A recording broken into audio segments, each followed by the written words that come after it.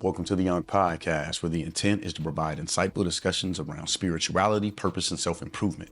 These messages are for everyone out there that can relate and to help provide understanding to our purpose. As I continue my purpose in life of listening, understanding, talking, and assisting others find truth and clarity about themselves, the biggest common struggle I see people having is healthy connections with others. And family, it really shows up in how people try to connect with others, especially when it comes to romance and intimate connections. And how do people try to connect today? Through what we all know as dating. Whether you've done it in the past, currently on the market, or getting yourself ready to date in the future, Unc will tell y'all straight up, dating, specifically modern dating, it does not work for the majority in forming a marriage or lifelong relationship. I will continue to state it instead is a process that continues to prove it keeps people single. Many don't understand what I mean when I say that, but this video will clarify.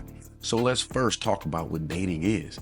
The definition of dating: to make a usually romantic social arrangement to meet with, to have a date with. Family, the definition itself speaks directly to the arrangement of being with someone in usually a romantic setting. Romance isn't for friends, as romance leads to intimacy. So here's a question for you all to really think about. What type of person wants romance from someone they have no ties to? Not to mention, nowhere in that definition of dating does it state it is for single people. However, society today fully believes this is the process in which to meet and connect with someone for life. And yes, of course, fam, people can and do connect through this method, but trust and believe that those are exceptions.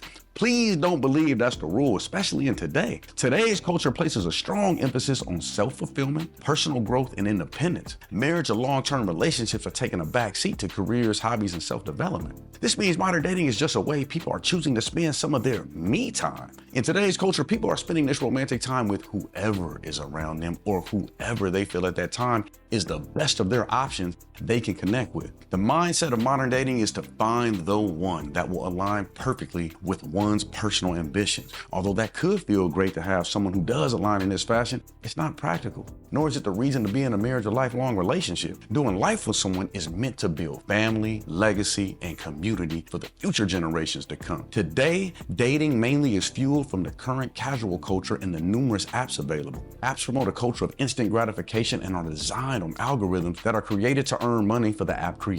Now, how many people are on social media making content daily, hoping to hit the app algorithm and go viral? Then they do. And then what? People then have the desire to go viral again and again and again, constantly chasing the emotional high they receive from the validation people show. This applies to dating as well, y'all. People keep chasing that high from the validation they feel from the people that show them attention. This creates the casual hookups that people claim they don't want, rather than forming deeper connections that are rooted from values that are meant to sustain relationships. Social media plays a huge role with providing unrealistic expectations. All the platforms have people primarily showcasing highlighted versions of their life. So many of you see these people and think that you can create the fairy tale that they're selling. All this does really is create dissatisfaction in yourself and the relationship you're in, as you now believe in something that isn't real or true. Social media highlights the best moments of others' lives for you to compare your life to. You're free to do what you choose, but that is delusion and absolute self-sabotage. I was born in the 70s, so I have an older value system I go by. However, I was created from the same mindset that modern dating provides today. I come from a hookup that without my presence today as a result, my biological parents wouldn't have the slightest clue of who the other was. I was raised with my grandparents that showed me traditional ways and values. It's pretty clear to me that the decline of traditional values has been the contrast to the development of modern society. Traditional norms were once for marriage and were guided by family, spirituality, and community. Today, families are more broken than ever. People's belief in their creator is consistently fading, and broken people do not understand how to build communities to support their structure. As traditional values have faded, modern ways present people with too many choices. Too many choices give people a false sense of their value, and I see this too often lead to people having the grass is greener mentality, always leaving the door open for someone else and easily identifying a reason to not commit to the one in front of them. People dating today have a complex about settling. They are always wondering if someone better is out there. I talked about infidelity in depth on my last video,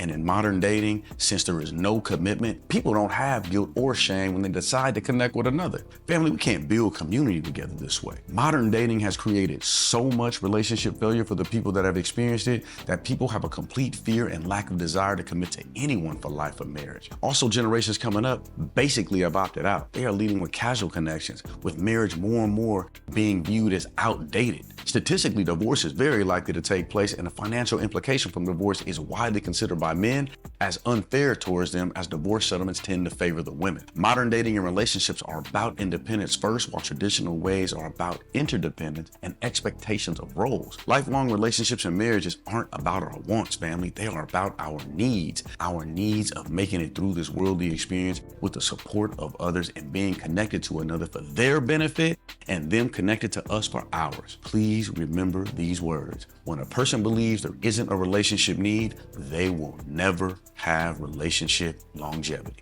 What do I do then? Family, understand that dating works for people already in relationship. Dating allows couples to get away from the daily responsibilities of doing life with each other and to do something together that will tighten the connection, provide relaxation and enjoyment to keep them aligned through their journey. Remember, to go to the end of life with someone, the relationship will be based on interdependence and not independence, meaning you have a need for another to be in your life to make it through. Most importantly, though, you must realize that marriages and lifelong relationships last because they are based on the spiritual nature and understanding of life and not a worldly physical one. I only know of one that you and I should ever, and I truly mean ever, try to model our behavior around throughout our life, and that is Christ himself. Well, how you expect me to do that? Imperfectly, of course. However, with intent and purpose, you can model the behavior of Christ by abiding in his grace and servitude towards others, meaning having a relationship with Christ so you can understand his ways and know how to operate the right way. The way most are moving today doesn't work as people work to serve themselves and not others. Also, by connecting within community to have fellowship with others of those of the same beliefs, meaning have a relationship with one another so you can then be around people that are like-minded and follow in the same direction and path of morals and values. That's how a person can align for a successful relationship outcome. Lastly, by sharing with others his mission and how your purpose is tied to it, meaning have a relationship with the world so you can build a bigger and better community so others can follow similar steps and have a community to be a part of and to grow. It may not sound sexy and exciting. However, neither does heartbreak and brokenness from a random person you met online that isn't in or around the community you're a part of. However, you found them attractive enough to be able to validate all the ups and downs you experience while trying to determine if their intentions are real and pure. Instead, think about this. Corinthians 6:14.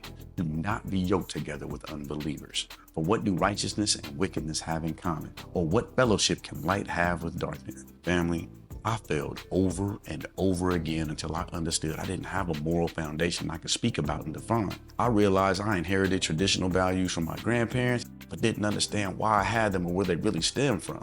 Doing things without understanding why you do them doesn't lead to purposeful results. It leads to mistakes that affect more than just yourself, and consequences multiply with each additional one. I was on the market numerous times with a broken mind and unrealistic expectations, and all I ended up with was less finances, less trust, a broken family, and honestly, I was left with a ton of embarrassment inside. I've learned many lessons in my life, but here is one for y'all to learn from, and I've said it on other videos.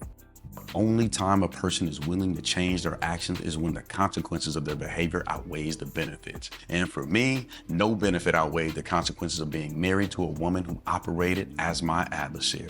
Now, I'm not going to go into details of that marriage, as I went into it morally lost and received a person with the same, if not much worse, qualities in return. And so much so that at the end of the marriage, she spit directly in my face without hesitation or regret. And it wasn't a retaliation to anything either, as we had already had our house listed for sale and we already talked through the ending of our marriage. There was no reason for it other than her lack of respect for me, with her true intent being that she wanted me to react in such a harsh way that legal actions could be taken against me. I can only imagine she was trying to gain leverage for the divorce. However, family, I passed this test with flying colors. And of course, yes, I wanted to destroy her. But I knew that would have been my demise. Instead, I let her know she was a coward because I couldn't retaliate. Instead, I left.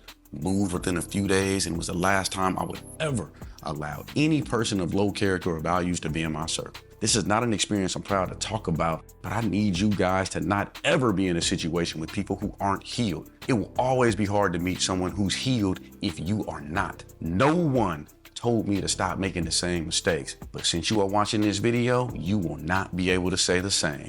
Dating isn't a method to learn how to get to know someone. Being around that person, communicating, and intertwining your life with theirs is how you get to know a person. And if you're too vulnerable for that, it's time for you to go through your process to heal.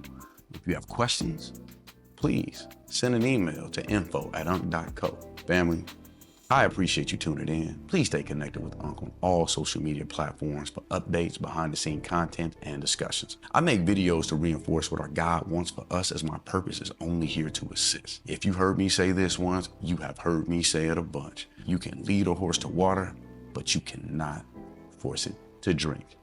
As always, family, be blessed.